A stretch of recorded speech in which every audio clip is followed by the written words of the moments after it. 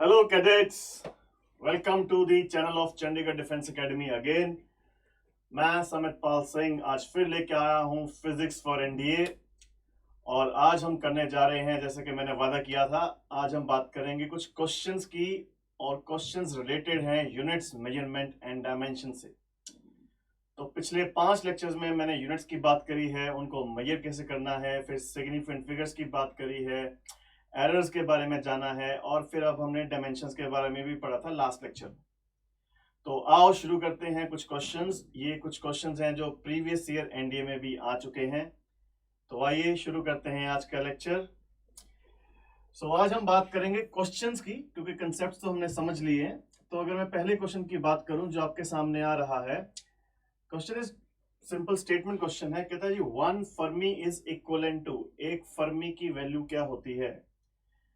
तो ये वैल्यूज हमने लिखी थी। फर्मी होता है 10 raise to power minus 15, 10 raise to power minus 15 meters. तो आंसर हो जाएगा चॉइस ए।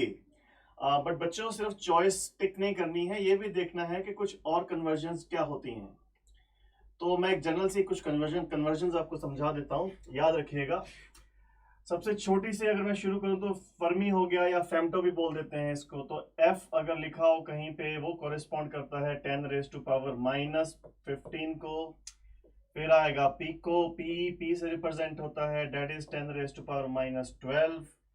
फिर आएगा नैनो, जिसको हम एन बोलते हैं, that is 10 raise to power minus 9। देखिए 3 की पावर बढ़ती जा रही है, बिकॉज नेगेटिव है तो बढ़ती जा रही है, वैल्यू बढ़ती जा रही है उसकी। नैनो के बाद आता है माइक्रो। ये कुछ कन्वर्जन हैं जो हमें याद होने चाहिए। ये हो जाएगा 10 रेज टू पावर माइनस 6। फिर मिली होता है, milli is 10 raise to power minus 3। और आगे भी जा सकते हैं, फिर हम के में जा सकते हैं। के होता है 10 रेज टू पावर का 3, प्लस में चले गए। अब के बाद आता है मेगा, मेगा होता है 10 रेज टू पावर 6। फिर आता है गीगा, गीगा गीगा होता है 10 raise to power 9। And then you can go to tera, tera is 10 raise to power 12। So this is the range of the conversion जिसमें हम units को कन्वर्ट कर सकते हैं। आना चाहिए, बिकॉज कन्वर्जन वो पूछते रहते हैं। तो बात फिर आपने सीख ली, यही हमारी स्ट्रेटेजी रहने वाली है आने वाले कुछ क्वेश्चंस के लिए। हम सिर्फ आंसर नहीं जानेंगे, हम ये भी जानेंगे, हम ये भी डिस्कस कर लेंगे कि उसके आसपास की चीजें क्या है। तो आई होप ये कन्वर्जन आपको क्लियर हो गई होंगी। बहुत ही इंपॉर्टेंट है, बहुत ज्यादा इंपॉर्टेंट है। आइए नेक्स्ट क्वेश्चन पे चलते हैं। क्वेश्चन नंबर 2 है, what is the dimension of momentum. In simple terms he is asking के मोमेंटम के यूनिट्स किससे मिलते हैं। सी, इसमें मैं अगर न्यूटन सेकंड लॉ की बात करूं, न्यूटन सेकंड लॉ हम सबको पता है, force is equal to delta P by delta T, change in momentum divided by the time interval. Class 11th में पढ़ा था हमने। तो इंपल्स क्या होती है, अगर हमको इंपल्स डिफाइन करनी पड़ जाए, कुछ क्वांटिटीज हैं, सब नहीं कर सकते बट मेन कर सकते हैं। इंपल्स हो जाएगी change in momentum. Of course it is a vector quantity, तो वेक्टर हम लगा सकते हैं इसके ऊपर। तो डेल्टा पी हो जाएगा इंपल्स, चेंज इन मोमेंटम। सो ये हो जाएगा एफ इंटू डेल्टा टी। तो क्या बन जाएगा ये, F into delta T. F हो गई फोर्स, डेल्टा टी हो गया टाइम इंटरवल। इसका मतलब इंपल्स के यूनिट किसके सेम आ गए, मोमेंटम के। So answer will be choice A, momentum, and that is impulse. Power is work done per unit time. Stress होता है फोर्स अपॉन एरिया, बॉडी के अंदर होता है, प्रेशर बाहर से लगता है। ये फर्क होता है स्ट्रेस और प्रेशर में। प्रेशर भी फोर्स अपॉन एरिया होता है। तो हमें पता होना चाहिए चीजों को, और उनका रिलेशन भी पता होना चाहिए आपस में। सो ये क्वेश्चन था जिसमें हम क्वांटिटीज के यूनिट्स देख रहे थे। कहीं पे कंफ्यूजन हो जाए, कहीं पर भी कंफ्यूजन हो जाए, कोई फॉर्मूला ढूंढ लो, मैंने आपको पहले भी बोला है, कोई भी फॉर्मूला ढूंढ लो, वहां से हमें सोल्यूशन मिल जाता है। चलिए, if I go to the next question, weber per meter square is equal to 1 weber per meter square is equal to, weber per meter square याद होगा, क्लास 12th में हम पढ़ते हैं, वो यूनिट होता है मैग्नेटिक फील्ड का, और मैग्नेटिक फील्ड का सिंबल होता है हमारा बी। और फिर वहां पे कन्वर्जन भी सिखाई जाती है, that 1 weber per meter square is equal to 1 Tesla.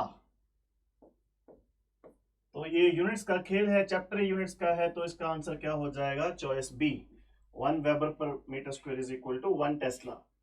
Sometimes they have asked magnetic field के कुछ और यूनिट्स भी पूछे हैं उनने, तो उसमें हम बात करते हैं गॉस की, तो फिर 1 tesla is further equal to 10 raise to power 4 gauss. ये मैग्नेटिक फील्ड का यूनिट है। और यहीं पे ये तो मैग्नेटिक फील्ड का यूनिट हो गया, करंट के यूनिट हम सबको पता है। यहीं पे मैं इलेक्ट्रिक फील्ड के यूनिट भी साथ साथ में बता दूं। जैसा कि हमने बोला सिर्फ क्वेश्चन नहीं करना है, उसके आसपास की चीजें क्या होती हैं वो भी हमें जाननी है। तो अगर बाय चांस क्वेश्चन होता है इलेक्ट्रिक फील्ड का, तो ये फॉर्मूला हमें पता है इलेक्ट्रोस्टैटिक से, एफ क्या होता है क्यूई, एफ क्या हो जाता है क्यूई, एफ होता है फोर्स, क्यू हो गया चार्ज सॉरी, ई हो गया इलेक्ट्रिक फील्ड। तो जो इलेक्ट्रिक फील्ड के यूनिट बनेंगे, यूनिट का चैप्टर है ये, बनेंगे न्यूटन पर कूलम, न्यूटन पर कूलम। तो फिर हम इलेक्ट्रिक फील्ड की आगे डायमेंशंस भी निकाल सकते हैं। न्यूटन फोर्स का डायमेंशन हो गया, चार्ज होता है करंट इनटू टाइम, तो करंट फंडामेंटल क्वांटिटी होगी। तो ये सब हम रिवाइज कर चुके हैं, बट हमें बार बार देखना है ताकि याद रहे, याद रहना बहुत जरूरी है। तो इसी के साथ नेक्स्ट क्वेश्चन पे चलते हैं। आई होप आपको क्लियर हो रहा होगा। सिर्फ क्वेश्चन नहीं करना होता, उसके आसपास भी देखना होता है कि क्या हो रहा है। Question number 4 is dimension of impulses. Impulse अभी अभी जाना था हमने कि इंपल्स होता है चेंज इन मोमेंटम, तो बात तो फिर मोमेंटम की करनी पड़ेगी। यहाँ पे मोमेंटम का अगर हम सिंबल देखें वो होता है P। मोमेंटम बाय डेफिनेशन हो जाएगा मास इनटू वेलोसिटी, हम सबको पता है। क्या सीख रहे हैं, रट्टा नहीं मारना बच्चे लोग, रट्टा नहीं मारना, हमें बस ये समझना है कि यूनिट्स निकलते कैसे हैं। अब मोमेंटम हो गया mass into velocity, momentum change in momentum होता है इम्पल्स। अब मुझे अगर इसकी डायमेंशन लिखनी है तो कैपिटल एम आएगा मास से, वेलोसिटी होती है मीटर पर second, L divided by T. तो अगर मैं इसकी फाइनल डायमेंशन लिखना चाहूं, ये बनेगा M L T raise to power -1। Now where is that choice? Clearly that choice is C, M L T raise to power -1। I hope it is clear. Let's proceed to the next question.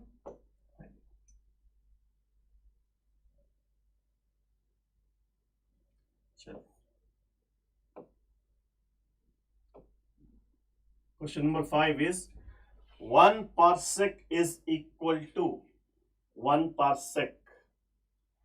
Now if you have a look at the question, it is simply a knowledge based question. Parsec पता होना चाहिए क्या होता है। parsec मैं दोबारा से अगर रिवाइज करा दूं, अगर ये ले लें हम सन और अर्थ के बीच में ये एक डिस्टेंस हो गया, याद आया कुछ क्लास में किया था हमने पहले। तो सन और अर्थ के बीच का डिस्टेंस कितना होता है? 1 एस्ट्रोनॉमिकल यूनिट, वो होता है अप्रोक्सीमेटली 150 मिलियन किलोमीटर। अब मैं अगर सन से एक स्ट्रेट लाइन ड्रॉ करूं और अर्थ से एक लाइन इधर लेके जाऊं, अगर वो एक एंगल पे इंटरसेक्ट करें, वो होगा 1 सेकेंड। तो ये जो डिस्टेंस आएगा यहाँ पे, उसको क्या बोलते हैं? 1 पारसेक। और ये लिखवाया था that 1 parsec is equal to 3.26 light years. तो लाइट ईयर के हिसाब से आंसर बनेगा ए, बिकॉज उन्होंने कन्वर्जन्स पूछी है। तो पारसेक भी रिवाइज करा दिया मैंने आपको और उसकी वैल्यू भी बता दी। आई होप आपको ये सब क्लियर हो रहा होगा। कोई भी डाउट हो बेटा लिखते रहिए, नोट्स बनाओगे वो ही आपको हेल्प करेंगे। Dimensions of coefficient of viscosity. They are asking us the dimensions of coefficient of viscosity. Now this is a very different quantity, है ना? नहीं पता, मतलब डायमेंशन नहीं पता, तो मैं फिर आपको सिखा रहा हूं कि मेथड क्या है। आप कोई फॉर्मूला ढूंढो जिसमें ये आ जाए, जिसमें ये क्वांटिटी आ जाए। एक फॉर्मूला मुझे क्लास 11 से बड़ा इजीली याद आ रहा है, एक होती थी स्टोक्स फोर्स, याद, 6 pi eta into radius into velocity. Stokes force terminal velocity में आती थी 11th क्लास में, तो वहां से मैंने ये फॉर्मूला उठा लिया है। अब मुझे ईटा के डायमेंशन निकालने हैं, तो मैं ईटा को तो एक साइड पे रखूंगा। तो फोर्स के डायमेंशन होते हैं M L T raise to power -2। देखा, जरूरत पड़ गई ना, फोर्स के डायमेंशन याद होनी चाहिए। इधर से आएगा रेडियस की डायमेंशन क्या होती है? एल। मैं ईटा की निकाल रहा हूं डायमेंशन, तो आर इधर आएगा। वेलोसिटी भी इधर आएगी, वेलोसिटी होती है मीटर पर सेकंड, तो ये हो जाएगा L by T. 6 pi constant है। अब अगर मैं इसको सिंप्लीफाई करूंगा तो देखिए एक एल से एक एल कट गया, एक एल से एक एल कट गया, एक एल ऊपर चला गया, तो ये बन गया M L raise to power -1, और जब टी इधर से ऊपर जाएगा तो टी की पावर भी क्या बन जाएगी, -1। M L raise to power -1, T raise to power -1। T जब ऊपर जाएगा मल्टीप्लाई होगा तो ऐड होगी पावर, -2 + 1 कितना आएगा, -1। सी।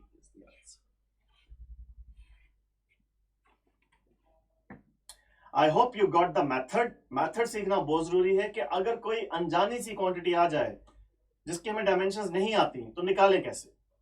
तो मैं बार बार बोल रहा हूं, एक फॉर्मूला ढूंढो जिसमें वो आ रहा हो, और उसमें फिर ट्राई करो फंडामेंटल क्वांटिटीज को लेके आने की। नहीं आ रही तो फिर कुछ जैसे फोर्स को लेके आने की ट्राई करिए, तो वो आपको कुछ ना कुछ दिखना शुरू हो जाएगा। तो इसी के साथ नेक्स्ट क्वेश्चन पे चलते हैं। आइए, कुछ बेटा स्टेटमेंट क्वेश्चंस होंगे, कुछ सिंपल क्वेश्चंस होंगे। Now, like the question, this question is question number 7 is dimensions of the energy are। अगर एनर्जी की बात करेंगे तो एनर्जी की डायमेंशंस बड़ी सिंपली मैंने याद करवा दी थी आपको लास्ट लेक्चर में, बोला भी था याद रखने के लिए, ml² t raise to power -2। तो पता है तो आंसर लिखना बहुत इजी हो जाता है, it is ml² t raise to power -2। Answer हो जाएगा choice A. Okay, so let's proceed to the next question. Significant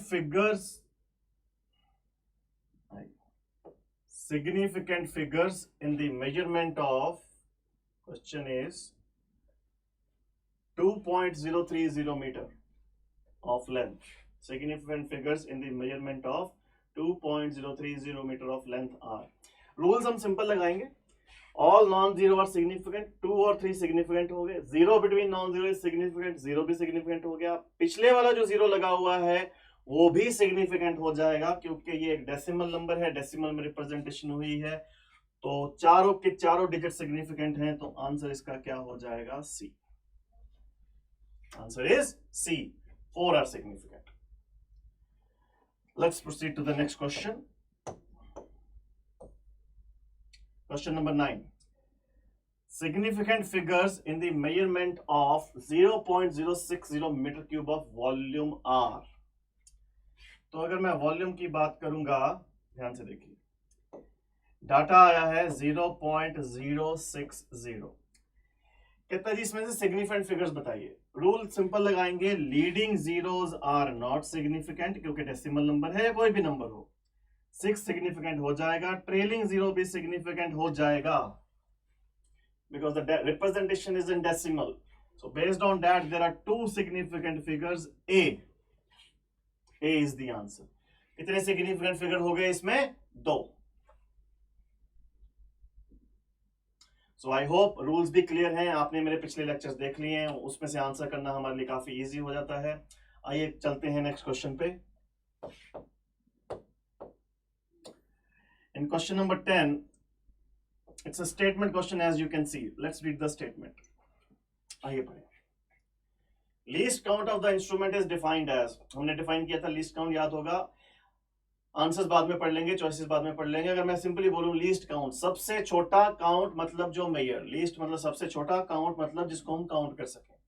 तो अगर मैं रीडिंग पढ़ूंगा, अगर मैं डेफिनेशन पढ़ूंगा, चॉइस ए में लिखा हुआ it is minimum amount of reading that can be measured accurately. मुझे सूट कर रही है बिल्कुल, ये बी हो नहीं सकता क्योंकि मैक्सिमम हो रहा है, गलत हो गया। Quantity that it can measure without any error, ये भी गलत हो गया। नन ऑफ द अबव की बेटर है कि चॉइस ए टिक कर दें। बिल्कुल सही कह रहे हैं आप अगर सोच रहे हो, A is the answer. Least count क्या होता है, minimum amount of reading that can be measured accurately by the instrument. मैं यहाँ पे कुछ चीजें बता दूं, जो हमारा नॉर्मल स्केल है जो हमें स्टेशनरी की दुकान से मिलता है उसका लीस्ट काउंट है 1 mm।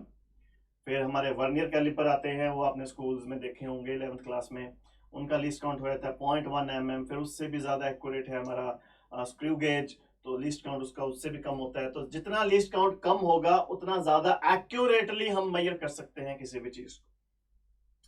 So I hope you have understood this concept. Let's go to the next question. Next question पे आ जाइए। Value of 1 light year is equal to,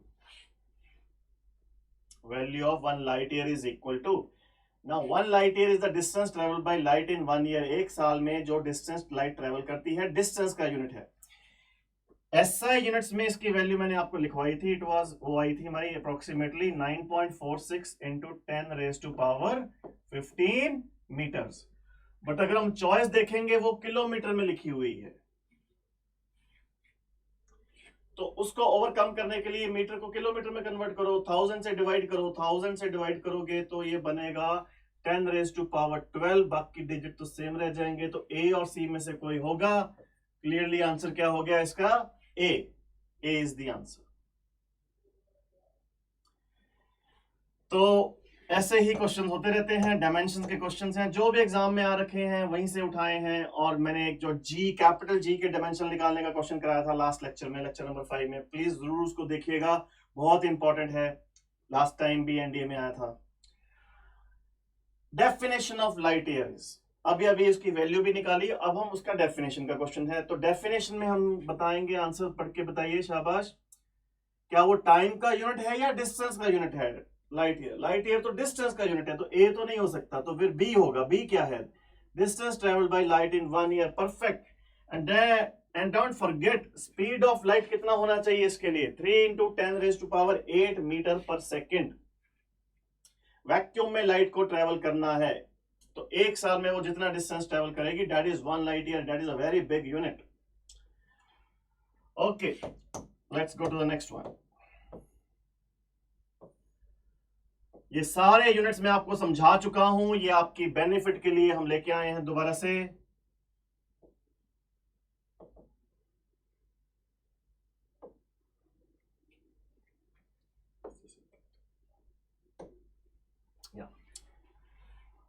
One AU is defined as 1 astronomical unit। हमने बोला था ये होता है distance between the sun and earth, average distance, और ये वैल्यू होती है 149.6 मिलियन किलोमीटर। तो बेटा ये नॉलेज बेस्ड क्वेश्चंस भी आते हैं एग्जाम में, जिसमें आपको कुछ सॉल्व नहीं करना, अगर पता है तो आप लिख सकते हो। तो क्लियरली अगर हम देखें, ए में ही आ रहा है 149.5 के आसपास million kilometer. It is the mean होता है average, mean distance between sun and earth. तो आगे की चॉइसेस हमें पढ़ने की जरूरत है नहीं, क्योंकि डेफिनेशन से फिट बैठ रहा है। तो आंसर क्या हो गया इसका? ए। तो 1 AU का नॉलेज बेस्ड क्वेश्चन था। क्वेश्चंस मैं वैसे ही करा रहा हूं ताकि हमारा पूरा सिलेबस भी कवर हो जाए जो जो हमने पढ़ा है। तो अगर मैं अब नेक्स्ट क्वेश्चन पे चलूंगा, let's proceed to the next question, question number 14। Question number 14 में एक स्टेटमेंट क्वेश्चन है, ये थोड़ा सा सॉल्व करना पड़ेगा, कर लेंगे, कोई मुश्किल नहीं है। If the energy E of the photon is equal to h nu, nu is the frequency, where nu is the frequency और h है हमारा प्लैंक्स कांस्टेंट, याद होगा आपको। Then he is asking the dimensions of the Planck's constant. सुनिए, energy होती है h new, तो h जैसे अभी याद है पिछले क्वेश्चन में ईटा की डिमेंशन निकाली थी, ऐसे ही h की डिमेंशन निकालेंगे, h बनेगा E बाई न्यू। अब बात आएगी डायमेंशन की। E है एनर्जी, एनर्जी की डिमेंशन हो जाएगी जो एनर्जी की हमने डिफाइन करी थी, ml² t raise to power -2। नीचे है फ्रीक्वेंसी, बट हम भूल ना जाना फ्रीक्वेंसी होती है 1/t, 1 सेकेंड इसका यूनिट होता है। तो जब मैं फ्रीक्वेंसी डालूंगा 1/t नीचे डालेंगे, तो t जब ऊपर जाएगा तो यहां से मल्टीप्लाई होगा, और जो फाइनल डायमेंशन बनेगी वो बनेगी ml² t raise to power -1। कोई चॉइस फिट बैठ रही है और देख ले, ए में नहीं है, बी में नहीं है, सी में आ रहा है, तो सी इज द आंसर। बेटा जब सॉल्व सही कर लेना फिर ज्यादा सोचना नहीं है, फिर जो चॉइस दिख जाए उसको टिक कर दो, क्योंकि सॉल्व करना आना चाहिए। हाँ, रट्टा मत मारिएगा, मैं बार बार बोल रहा हूँ, डिफरेंट क्वांटिटीज हैं, हर क्वांटिटी को हम रट्टा नहीं मार सकते। क्वांटिटी अगर पता होगी डेफिनेशन, आप इजीली एक डायमेंशन निकाल लोगे उसका। तो हम कुछ प्रैक्टिस कर रहे हैं, हम कुछ क्वेश्चंस कर रहे हैं, आइए जर्नी हम कंटिन्यू रखते हैं। So let's proceed to the next question.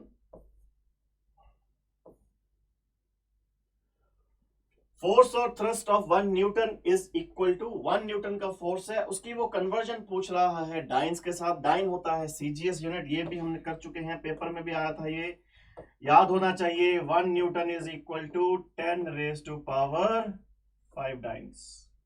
तो कौन सी चॉइस फिट बैठ रही है? D, 10⁵ dance. डाइन्स होता है सीजीएस में, न्यूटन होता है एसआई में। फोर्स का यूनिट है, फोर्स का यूनिट है। So let's proceed to the next question. Some will be definition based, some will involve थोड़ी सी थिंकिंग लगेगी, कुछ क्वेश्चन डायरेक्ट हो जाएंगे। जैसे कि अभी ये क्वेश्चन आया है, पावर इज डिफाइंड। पावर हम डिफाइन कर चुके हैं, it is work done per unit time. तो without much thought, it is work done per unit time. Power के अगर मैं यूनिट्स की बात करूं, वो हो जाएंगे वॉट्स, वॉट्स। और भूल ना जाना, ये भी पेपर में पूछ चुके हैं बहुत बार, 1 watt is equal to 1 joule per second. So let's proceed to the next question. बेटा जितनी प्रैक्टिस करेंगे, जितना टाइम सेव करेंगे, आपके लिए बेटर होगा। ऐसा यूनिट ऑफ टॉर्क आर, तो यूनिट निकालने हैं तो या तो डेफिनेशन पता होना चाहिए या सीधा यूनिट पता होना चाहिए। अगर आपको सीधा यूनिट पता है तो आंसर क्लियरली है न्यूटन इंटू मीटर। बट अगर आपको यूनिट नहीं पता है तो बच्चों हम पहले टॉर्क को डिफाइन करेंगे। टॉर्क अगर 11th क्लास से याद हो, वो होता है आर क्रॉस एफ। रोटेशन में लगता है, किसी चीज को रोटेट अगर करना है तो आर हो गया मीटर, फोर्स हो गया न्यूटन, तो यूनिट बनेंगे न्यूटन इंटू मीटर। सी, वर्क के साथ डायमेंशंस जरूर मैच कर जाएंगी इसकी, बट यूनिट्स मैच नहीं करेंगे। वर्क के यूनिट्स होते हैं जूल्स, एनर्जी के यूनिट्स होते हैं जूल्स। ऐसा यूनिट की बात कर रहा हूं, टॉर्क के ऐसे यूनिट होते हैं newton metre. So let's proceed to the next question. 1 litre of volume is equal to,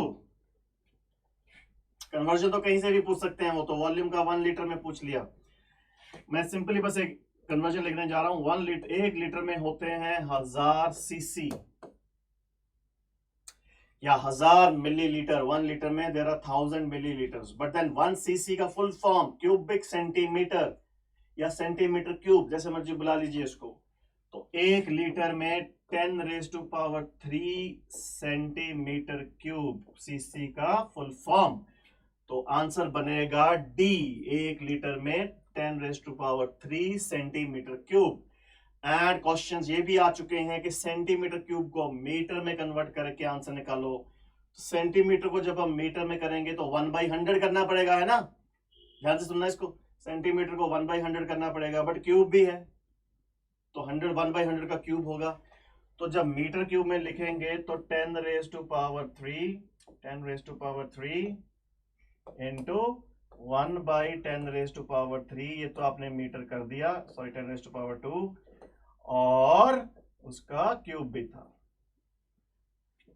तो 3 इंटू 2 हो जाएगा 6, तो मीटर क्यूब में आंसर आएगा 10⁻³ मीटर क्यूब। आई होप आपको कन्वर्जन आ गई हैं।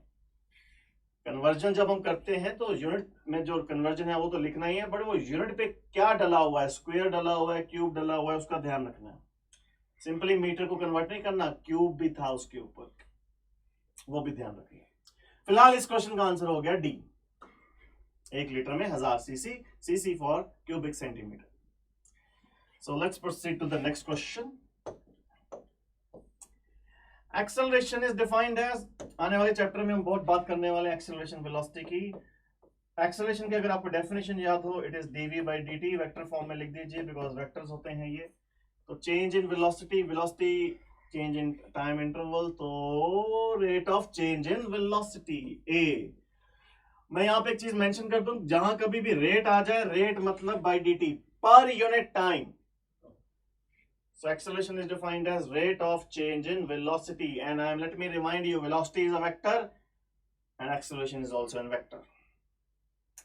So let's me do to the next question, and I am telling you बेटा ये होने जा रहा है लास्ट क्वेश्चन, क्योंकि हमारी सारी यूनिट्स एंड डायमेंशंस रिवाइज हो चुकी हैं यहाँ पे। So in question number 20 you can say which quantity has the same units as of the work done. Work होता है फोर्स इनटू डिस्टेंस, टॉर्क होता है R क्रॉस F। अगर हम यूनिट कंपेयर करेंगे सेम निकलेंगे। उसने डायमेंशंस या यूनिट्स पूछे हैं, यूनिट्स पूछे हैं, डायमेंशंस नहीं पूछे। अगर वो डायमेंशन पूछता तो हो सकता सेम आते, उसने यूनिट्स पूछे हैं। तो वर्क के यूनिट्स होते हैं जूल्स, कैपिटल J से रिप्रेजेंट करते हैं। पावर नहीं हो सकता, फोर्स नहीं हो सकता। टॉर्क इज न्यूटन मीटर, बचता है एनर्जी, क्योंकि एनर्जी के यूनिट्स भी क्या होते हैं, जूल्स। तो ये भी देख लेना है, ध्यान से पढ़ लेना है कि वो डायमेंशंस पूछ रहा है या वो यूनिट्स पूछ रहा है। डोंट वरी, चॉइसेस ऐसे ही होंगी कि आपका एक ही आंसर निकलेगा, because you have to answer only one correct. So students, मैंने आज बात करी यूनिट्स, मेजरमेंट एंड डायमेंशंस की, उसके कुछ क्वेश्चंस लेके आया आपके पास। क्वेश्चंस आप देखो आराम से हो गए, अगर हमने पिछले 5 लेक्चर्स देखे हो आपने मेरे, अगर आप वो 5 लेक्चर्स देख के आ रहे हो, ये क्वेश्चंस आपके आराम से हो जाएंगे, because if the knowledge is there, execution में ज्यादा टाइम नहीं लगता उस नॉलेज को इंप्लीमेंट करने में। तो आज के लिए इतना ही है, यही यहाँ पे खत्म होता है मेरा यूनिट्स, मेजरमेंट एंड डायमेंशंस का थ्योरी एंड उसका न्यूमेरिकल पोर्शन। नेक्स्ट लेक्चर में मैं शुरुआत करूंगा मोशन की, हम मोशन को एनालाइज करेंगे, मोशन इन स्ट्रेट लाइन, जो भी वेलोसिटी है, एक्सेलरेशन है, उसके बारे में पढ़ेंगे, फोर्स के बारे में पढ़ेंगे। बहुत इंपॉर्टेंट टॉपिक है एनडीए के लिए, तो जुड़े रहिए हमारे साथ। मैं बहुत जल्द आऊंगा आपके पास एक नया लेक्चर लेके, तब तक के लिए देखते रहिए हमारा चैनल। जय हिंद।